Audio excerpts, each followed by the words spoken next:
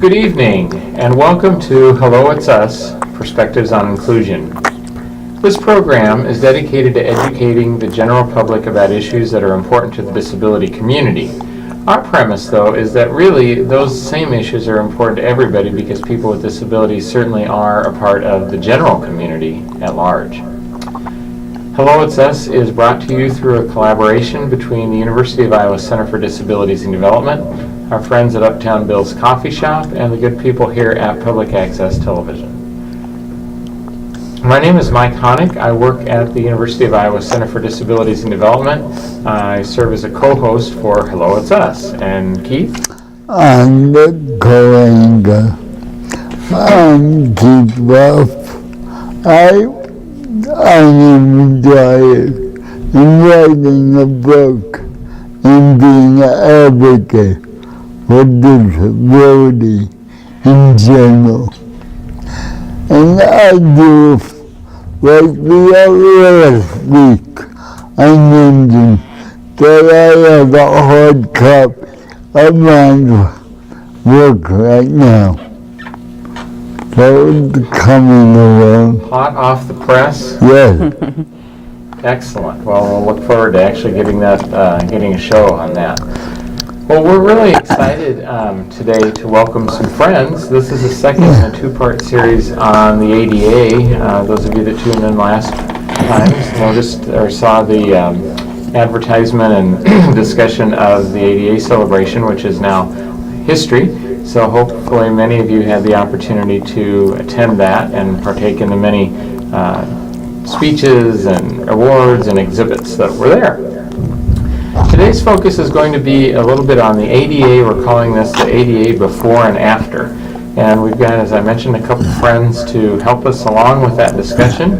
We have Tiffini Stevenson-Earl, who serves as the ADA coordinator at the University of Iowa Office on Equal Opportunity and Diversity, and Brian Manternach, who is an inclusive design specialist and deputy ADA coordinator also with the University of Iowa Office of Equal Opportunity and Diversity. So welcome, Tiffini and Brian. Thank you for having us. Welcome. Now let's just jump right into it and ask each of you to talk a little bit about your role in terms of ADA work and other.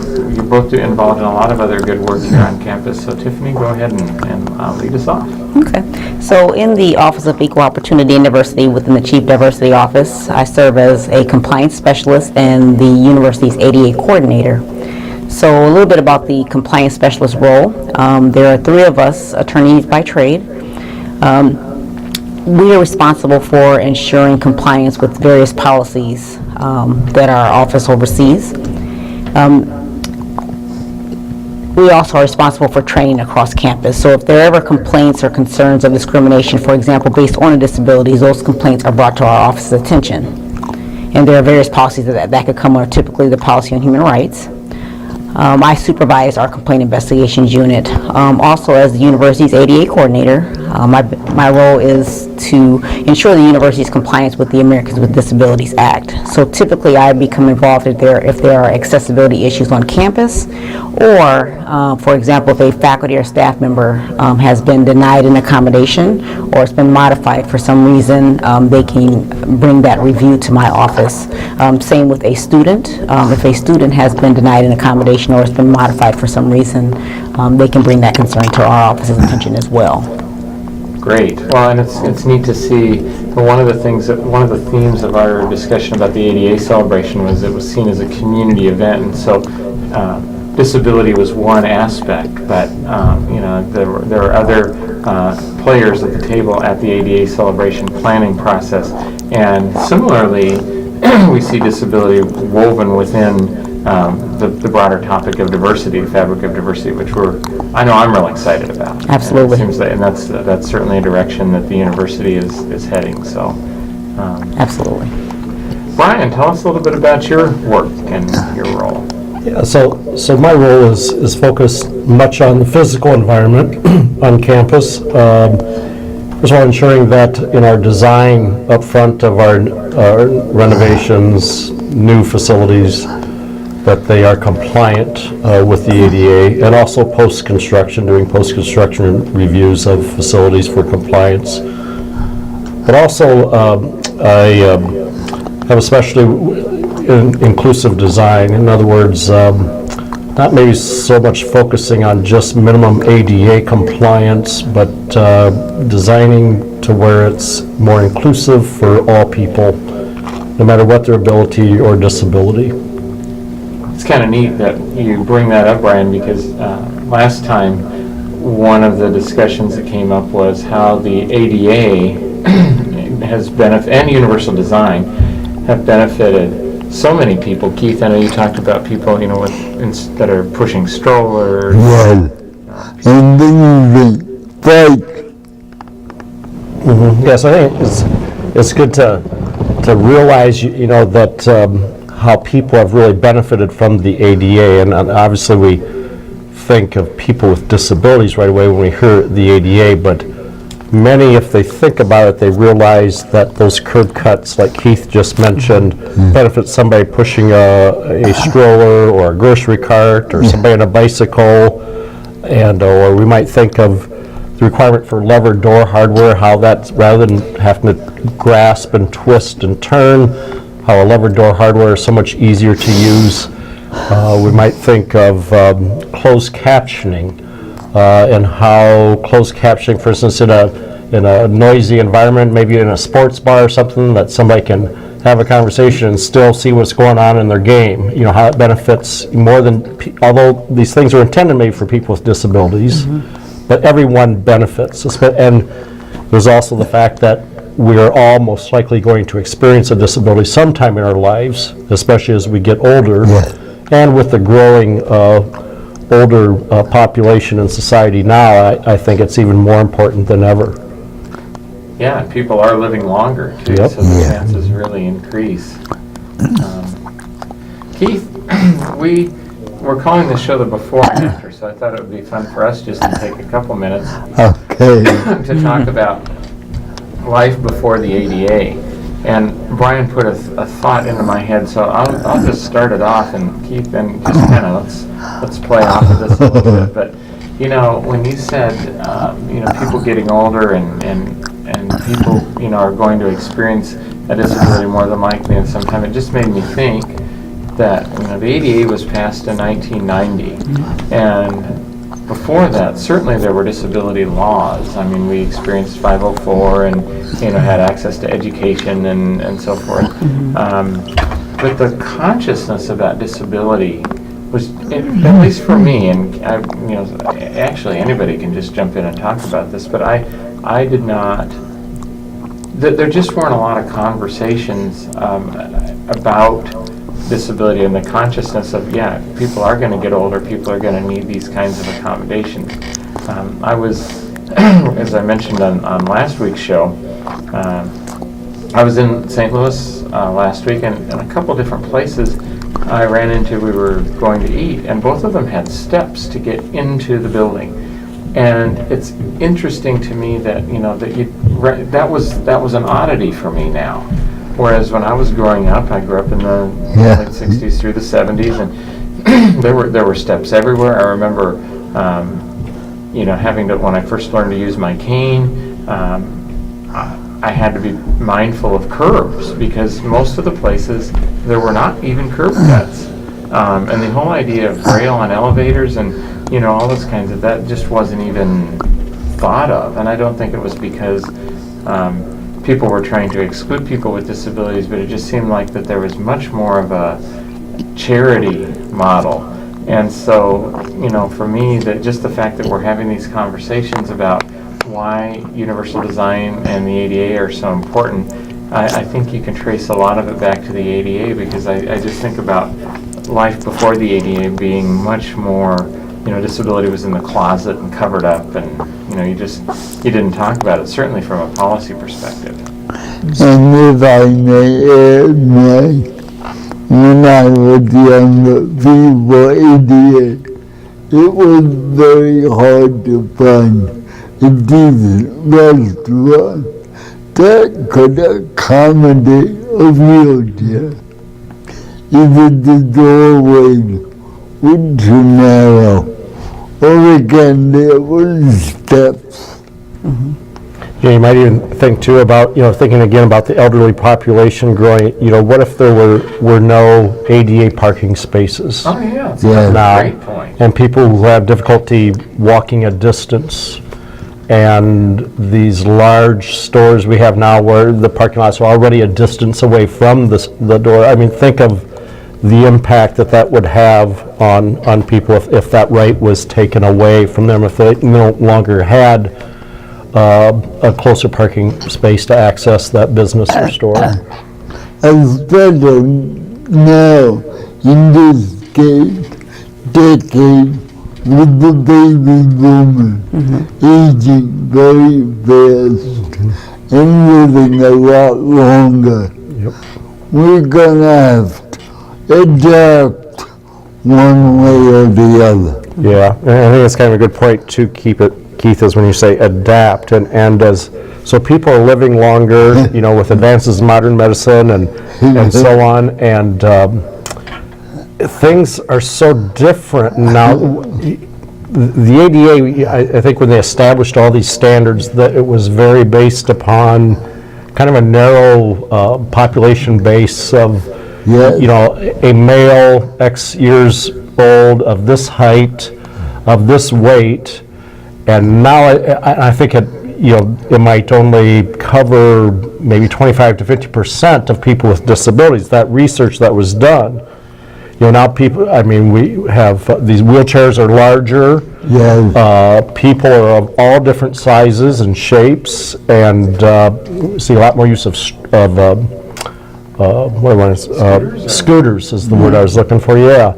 And that wasn't thought of when the ADA, when they created the standards, but yet it's, just think if we had nothing to start with without the ADA. And Go ahead. I just think of two things that both you and Keith had said that reminded me of something with Keith talking about restaurants. Or maybe that was, yeah. So it's interesting because the more I do this type of work, I think I bring it home with me, because if me and my kids are out in restaurants, we pay attention to these kinds of things, that when we see a restaurant and there's things that are not accessible, that you would think would be accessible in this day and age. And then Mike, when you had talked about stairs, for example, it reminded me of the Pentacrest that on the Clinton Ave side, where there used to be stairs in order to get to either Schaefer or McBride, and that has changed. And maybe Brian will talk a little bit more about that, where now the steps have been taken away and now it's an incline that benefits everyone. Yeah. It's a great kind of a segue into what we were actually going to talk about. So, and that is just, talking about some of the changes, and you can kind of choose to take this in whatever direction you want, globally or, within the university. And that's one that's so cool to think. That's just right out there front and center, is that change in the Pentacrest. Yeah. And I think everybody agrees it looks just as nice, if not better, the way it, sometimes I know we always think of our Pentacrest as sacred ground, and that we're not going to change anything, but there's also many times a good safety component to making something more accessible. Obviously, the fewer steps, the fewer chances of somebody falling or tripping and hurting themselves. There's a good maintenance. We don't have to shovel those steps in the winter. Now equipment can just run right through there, so there's a time savings, a cost savings associated in the long term. So there's a kind of a long-term return on investment with improvements like this that we just many times don't think of all the benefits. And the way it was done, right? Without anyone knowing there were steps there, they can already tell. Yeah, it just blends right in. Yeah, you would never know that there ever was steps, just like Tiffany said. Yeah, it looks just great. Speaking of the furniture thing, to get back to that, the restaurants that you were mentioning. Just today, I was in a cafeteria and was looking at more kind of a compliance thing for something else. But anyway, it struck me that none of the booths in the cafeteria, a person in a chair, because they had these legs on the end of the table that could not come up to that booth. There was table and chair seating also in the area, but if their friends were at the booth, they were kind of out of luck. They would have to move, that there's no accessible booth seating in that restaurant cafeteria. I don't know if you find it too much anymore, but I remember back in the day, oftentimes the booth would have a step just to get up into. Yeah. Yeah, there's still some of those around, yeah. Oh, you see some of the older restaurants that their restroom is, you have to take stairs, there's no elevator in the restroom, you have to take the stairs in order to get to the restroom. So I remember my daughter pointing that out one time. We were in a restaurant and she comes back to the table, she goes, "Mom, this place is not accessible." And she uses that word probably because she hears me use it all the time. And she spoke on it just about how you have to use stairs. If someone was in a wheelchair, how would they use the restroom? That was her question. So some of those things, it just makes you very conscious when you're in places about the accessibility of them. And I'd have to assume, like, too, even removal of stairs, someone with low vision who is blind, I mean, that's obviously makes it easier for them to travel that path without encountering those steps, so. And many times you're not even expecting them, and that's one of the things that's been kind of weird about the ADA for me is that, sometimes it's gotten, things have improved, and so then, I'm trying to remember where I was, I guess it doesn't really matter, but not too long ago, there was that situation where the restroom was down several steps. Yeah. And fortunately, somebody reminded me of it before I went down there, because you just get focused on other things. Oh, yeah. I mean, I'm not making excuses because I should be using my cane, but still, I think it just, makes a statement that we've come far enough that we don't expect those to be in public places anymore. Absolutely. And I think, I often too think of how we see everybody looking down at their phones now as they're walking. And again, the safety aspect many times, there's a strong connection. I often think of those tactile domes, those little bumps before you in a curb cut, and I think now that's helpful now. If somebody's looking down at their phone, at least they realize they're entering a hazardous area, there could be vehicles coming by. At least it kind of helps them be more attentive, to their environment as well. So true. This is a little changing tactic, but I think it's important enough to get on the table. Attacks on the ADA seem to be more and more frequent. Do you think the ADA will lose its longevity? Either one. Yeah, I mean, do you think that the ADA is, there's always somebody that's giving the ADA a bad name, and, do you think, and this is just, you can just your own subjective thoughts, I mean, do you think that there's enough, like if there really would be a law in place or a move to, just we're hearing so much about repealing healthcare now, and the way that we know it, do you think there would be I know you couldn't predict the outcome, but do you think that we have gained enough momentum with the ADA that there would be an outcry to save it? Personally, I don't suspect or expect that it will ever go away. I would not be surprised to see its impact diminished, or I know there's the U.S. Access Board has been working on establishing new standards and things like for web accessibility, and I think with the political environment the way it is, those standards are not going to happen now anyway. However, I still expect that to come with maybe in a change of the political environment that I think we're maybe kind of in a status quo time right now, for the ADA to evolve or improve, but I think in years to come we'll see it pick back up. I don't anticipate it ever going away. I know there's discussion about the new laws as far as how someone files a complaint for the ADA, and the requirements, I think there's legislation that dictates new requirements for what that individual must do that they've not had to do that's before. right. Yeah, you're right about So, that. which is kind of discouraging. So there's things like that going on, but again, I would expect many of those things, if they do occur, that they would be repealed in future years. That's my personal I guess thought. it would be, Tiffany, any thoughts from you? Well, and I think the momentum that we have on our campus, we have great leadership right now, and we have so many people invested in making sure that our campus is welcoming and inclusive for all. I don't see that if there's any change in the law impacting what we've already done, because we've come so far.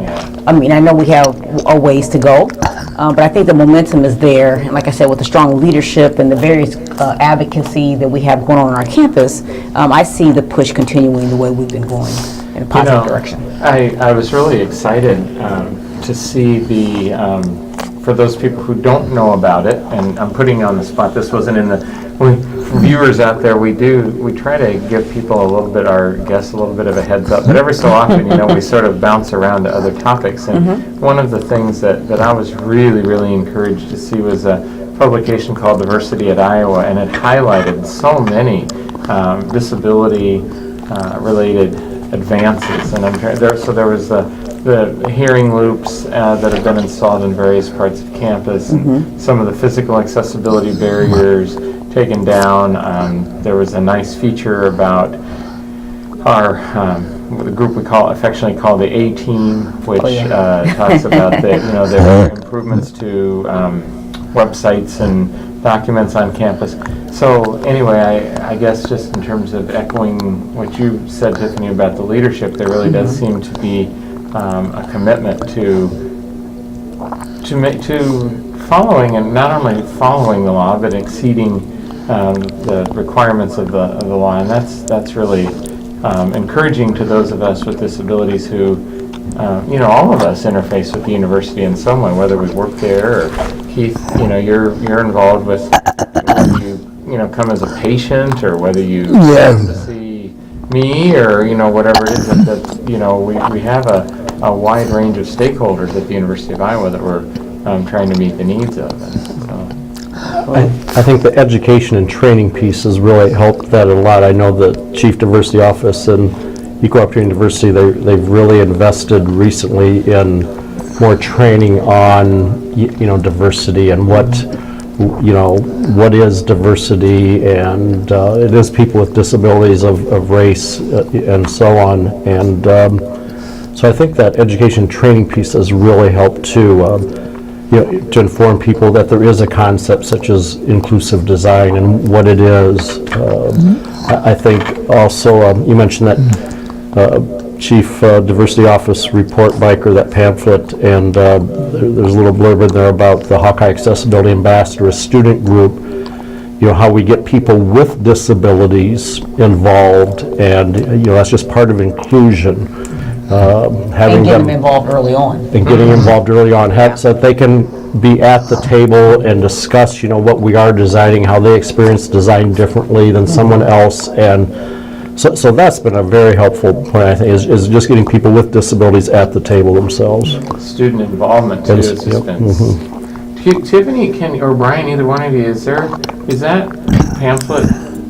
If somebody wanted to get hold of that, what would be, that's where I'm saying I'm putting you on the spot a little bit. Okay. And if you don't know, we can announce it at another time, but do you know how somebody that would like to take a look at that could access it? Is it a public document, or? Yeah, if they contact our Chief Diversity Office, they can get a pamphlet that way, or if they want to communicate through email at our diversity@uiowa.edu account, we can certainly get a pamphlet sent.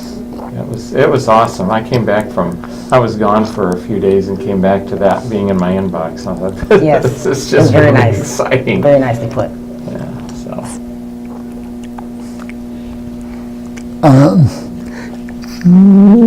I think with the influx of the baby boomer generation, the ADA might be pretty safe, because if you shut the door on those people getting older or having a disability condition. You're gonna hear that. Yeah, I think that's a great point, Keith, because if you also think of the buying power that population has Yes, and the impact that has on society. So I think too, it's going to be a big driver to keep the ADA and things like that moving forward. I really do.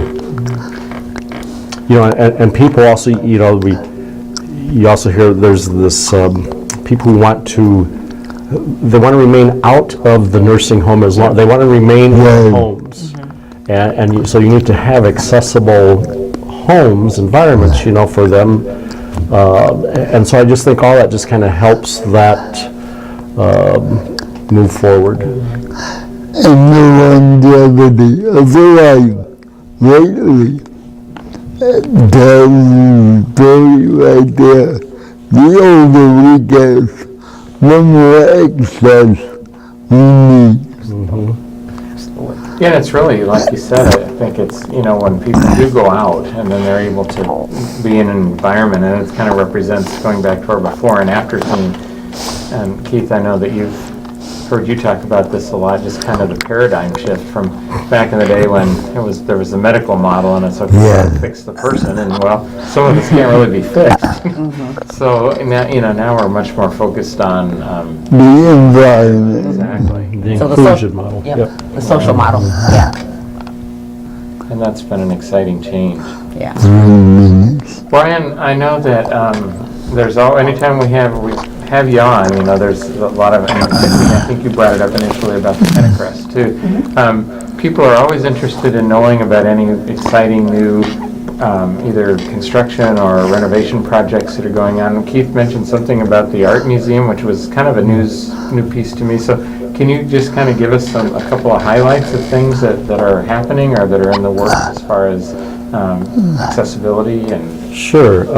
So yeah, the new Museum of Art will be located at the corner of, I think, Madison and Burlington, across the street from the Campus Rec Wellness Center, and close to the main library, not in the park there, but where there's an existing parking lot there now is where that's going to be located.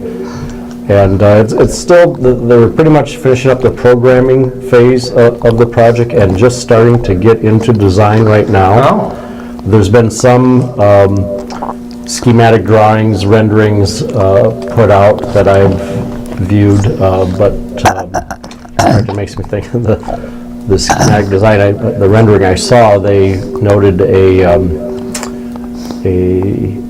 pretty not a monumental staircase, but a big wide stairs with, I'm not sure, 6-7 steps, and then to the side of it was this kind of a long ramp also up to the front door, and so I had to comment. I says, you know, are the steps really even necessary? Could we just have a wider ramp and just let everyone just enter that front door in the same, rather than forcing maybe the person with the small kid in the baby stroller, or the person who doesn't do steps well, forcing them to separate from their companions. Good for you.